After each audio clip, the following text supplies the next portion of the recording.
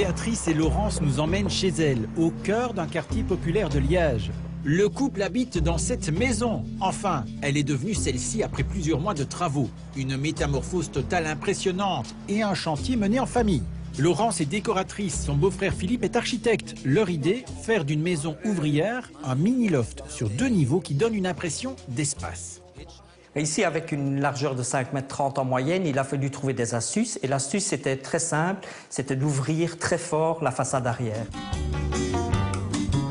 La couleur blanche n'a pas été choisie au hasard. Elle contribue aussi à rendre la maison plus grande qu'elle n'y paraît. Ce qui est original, c'est qu'on la trouve également sur le sol. Donc le sol, c'est un sol en polyuréthane. C'est une matière souple qui est colorée dans la masse et qui est relativement facile à entretenir et qui reflète la lumière de façon importante.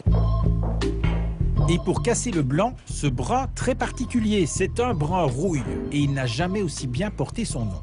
C'est de l'acier qu'on a laissé simplement rouiller à l'extérieur avec l'aide du merveilleux temps qu'on a en Belgique. Et on l'a verni de manière à obtenir ce résultat qui est proche de l'acier Corten, mais qui est en même temps nettement meilleur marché.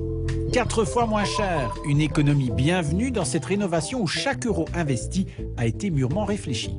Ce qui est très important, c'est de choisir des matériaux de base et de leur trouver une mise en scène qui leur donne une valeur. Et grâce à ça, on s'est gardé pour un budget tout à fait correct. On sait faire quelque chose qui a vraiment une classe visuelle, je veux dire.